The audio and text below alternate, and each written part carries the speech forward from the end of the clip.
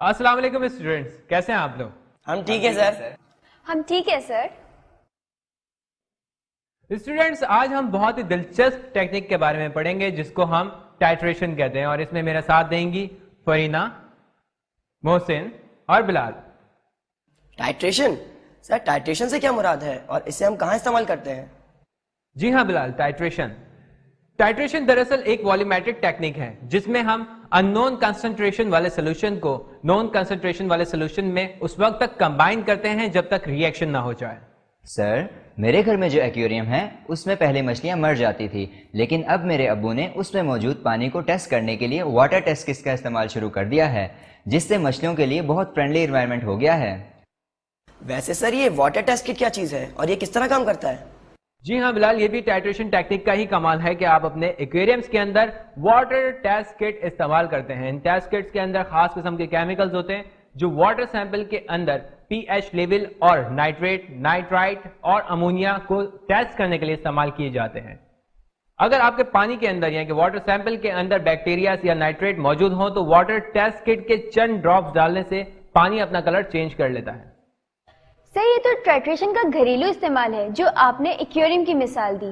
क्या ये technique industry में भी इस्तेमाल होती है? जी फरीना, फूड इंडस्ट्रीज में इसका इस्तेमाल बहुत अहम है। फूड मैन्युफैक्चरर्स फूड सैंपल की क्वालिटी को चेक करने के लिए इसका इस्तेमाल करते हैं। मिसाल के तौर पे ये टेक्निक किसी प्रोडक्ट के अंदर सॉल्ट या शुगर की मिकदार या फिर किसी प्रोडक्ट के अंदर विटामिन सी, विटामिन ई की कंसंट्रेशन को मालूम करने के लिए इस्तेमाल की जाती है। स्टूडेंट्स, इससे पहले कि हम प्रोसीजर पे बात करें, चल के एक नजर देख लेते कि टाइट्रेशन क्या होती है। टाइट्रेशन एक ऐसी टेक्निक है जिसमें वॉल्यूमेट्रिक एनालिसिस की मदद से सॉल्यूशंस की कॉन्सेंट्रेशंस मालूम की जाती हैं। इस टेक्निक में अननोन कॉन्सेंट्रेशन वाले सॉल्यूशन को नोन कॉन्सेंट्रेशन के साथ उस वक्त तक कंबाइन किया जाता है जब तक कि रिएक्शन मुकम्मल हो जाए और इंडिकेटर का रंग तब्दील हो जाए। इसको एंड पॉइंट कहते हैं। वो सब्सटेंस जो रिएक्शन की कंप्लीशन कलर के साथ जाहिर करता है इंडिकेटर कहलाता है। अब हम एक नजर इस एक्सपेरिमेंट में इस्तेमाल होने वाले अपरेटस पे डाल लेते हैं। हमारे पास है sodium hydroxide, hydrochloric acid, indicator phenolphthalein, pipette, dropper, 2 conical flask, glass funnel, paper, एक भारी पेंदे का आयरन स्टैंड विद क्लैंप और आखिर में बेरेट। अब हम अपने प्रोसीजर को स्टार्ट करते हैं। सबसे पहले हम पिपेट और कॉनिकल फ्लास्क इस्तेमाल करेंगे, लेकिन इस बात का ध्यान रखेंगे कि इनको इस्तेमाल करने से पहले इनको डिस्टिल्ड वाटर से अच्छी तरह वॉश कर लें। अब हम सोडियम हाइड्रोक्साइड पिपेट की मदद से 10 ml लेंगे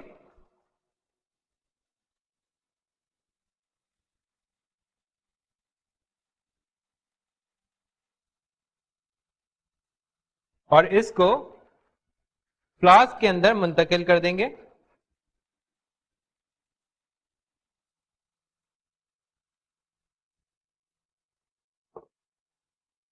अब हम ड्रॉपर की मदद से इंडिकेटर यानी कि फिनोल्फथलीन के कुछ ड्रॉप्स इसमें डालेंगे।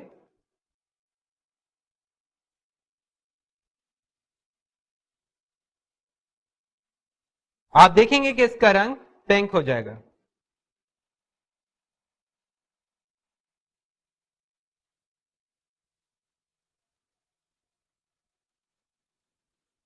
सर, इंडिकेटर का 1 ग्राम 50% इथेनॉल के 500 क्यूबिक सेंटीमीटर में शामिल करने से फिनोल्फथलीन सोल्यूशन तैयार होता है। अगर सोडियम हाइड्रोक्साइड सोल्यूशन के 10 क्यूबिक सेंटीमीटर में 1 या 2 ड्रॉप शामिल करने से सोल्यूशन का कलर क्या पिंक हो जाएगा? जी हाँ, फिनोल्फथलीन के कुछ ड्रॉप सोडियम हाइड्रोक्साइड में डालने से सोल्यूशन का कलर गहरा गुलाबी हो जाएगा। अगले मरहले में हम बेरेट का इस्तेमाल करेंगे, लेकिन इसको इस्तेमाल करने से पहले इसको अच्छी तरह से डिस्टिल्ड वाटर और उसके बाद HCl सोल्यूशन से वॉश कर लेंगे। अब हम ग्लास फनल को इसके ऊपर रखेंगे और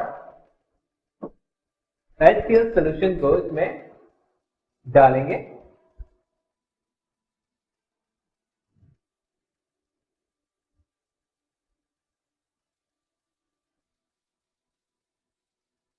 अब हम इसकी इनिशियल रीडिंग को नोट करेंगे। इनिशियल रीडिंग नोट करने के लिए हम इस तरह सोल्यूशन को कम करेंगे।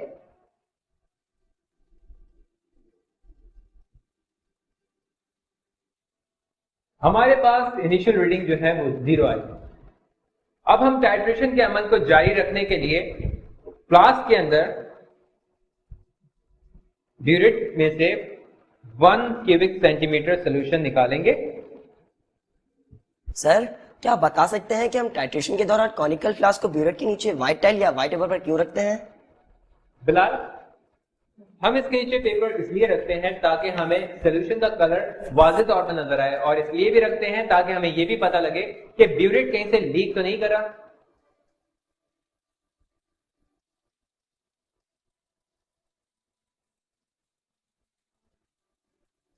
आप देख रहे हैं कि मैं एसिड के हर एडिशन के साथ फ्लास्क में मौजूद कंटेंट को स्पिन करता जा रहा हूं, और मैं इसमें उस वक्त तक एसिड ड्रॉप करता रहूंगा जब तक कि सोल्यूशन का कलर लाइट पिंक ना हो जाए, और उसके बाद एसिड के एक ड्रॉप को और ऐड करने के बाद ये देखूंगा कि इसका कलर डिसअपीयर होता है या नहीं, यानी कि ये रिएक्शन का एंड पॉइंट होगा।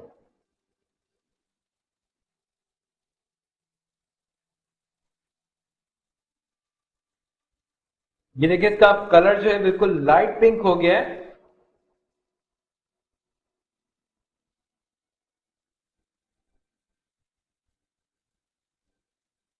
यहां हम फाइनल रीडिंग लेंगे। फरीना, आप मेरी मदद कीजिएगा, आप बता सकती है कि इसकी फाइनल रीडिंग क्या है? Okay sir. सर, हमारी फाइनल रीडिंग 11 क्यूबिक सेंटीमीटर आ रही है। हमारी इनिशियल रीडिंग 0 थी, जबकि फाइनल रीडिंग 11 क्यूबिक सेंटीमीटर थी। इस लिहाज से हमारे volume of the acid 11 cubic centimetre है, जो कि हमारी रफ रीडिंग है। अब हमें एक्यूरेट रीडिंग हासिल करने के लिए इस प्रोसेस को, यानी कि टाइट्रेशन के अमल को दोहराना होगा। लिहाजा हम पिपेट में सोडियम हाइड्रोक्साइड 10 क्यूबिक सेंटीमीटर लेंगे,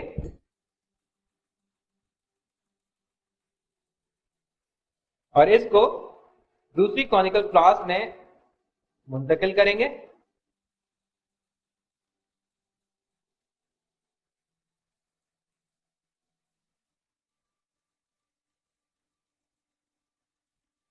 अब हम 2 ड्रॉप नाफ्थलीन के इसमें ऐड करेंगे।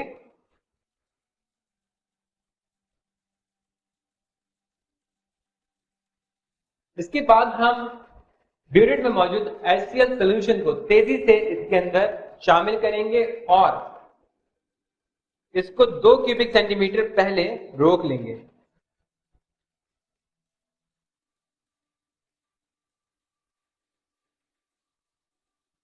इसके बाद हम इसमें hydrochloric acid drop by drop डालेंगे, उस वक्त तक जब तक कि इसका एंड पॉइंट, यानी कि एंड रीडिंग हमें ना मिल जाए।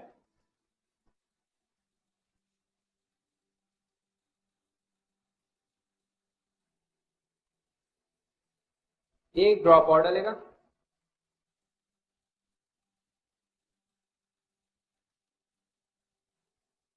हमारे पास रीडिंग आ गई है।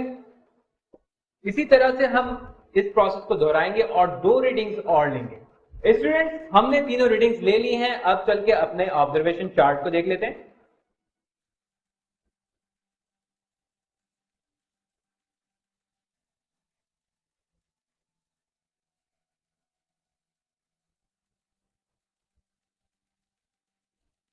स्टूडेंट्स, अब हम सोडियम हाइड्रोक्साइड की मोलैरिटी मालूम करेंगे, और इसके लिए मोलैरिटी की इक्वेशन इस्तेमाल करेंगे, जो कि है M2 = M1 V1 divide by V2, और इस लिहाज से LCl की मोलैरिटी 0.5 है। स्टूडेंट्स, हमने अपना प्रैक्टिकल कंप्लीट कर लिया है। अब चल के इसका रिकैप कर लेते हैं। आज के प्रैक्टिकल में हमने सोल्यूशन को स्टैंडर्डाइज करना सीखा है। इस मकसद के लिए हमने 10 centimetre cube sodium hydroxide conical flask में मुंतकिल किया और इसमें 2 ड्रॉप फेनोफ्थलीन इंडिकेटर शामिल किया।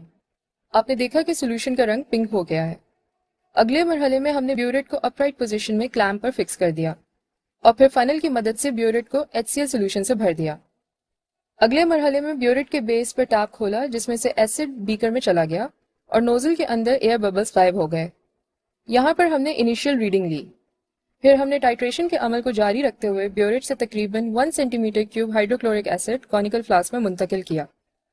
हम उस वक्त तक एसिड शामिल करते रहे जब तक कि सोल्यूशन का कलर लाइट पिंक ना हो गया, और फिर हमने चेक किया कि आया एसिड का एक और ड्रॉप शामिल करने से सोल्यूशन का पिंक कलर डिसअपीयर होता है कि नहीं। यानी ये रिएक्शन का एंड पॉइंट था, और यहाँ पर हमने ब्यूरेट की फाइनल रीडिंग नोट की। इस तरह रफ रीडिंग लेने के बाद हमने तजुर्बे को दोहराया और ऐसी रीडिंग्स ली जो आपस में 0.1 सेंटीमीटर क्यूब फर्क रखती थी।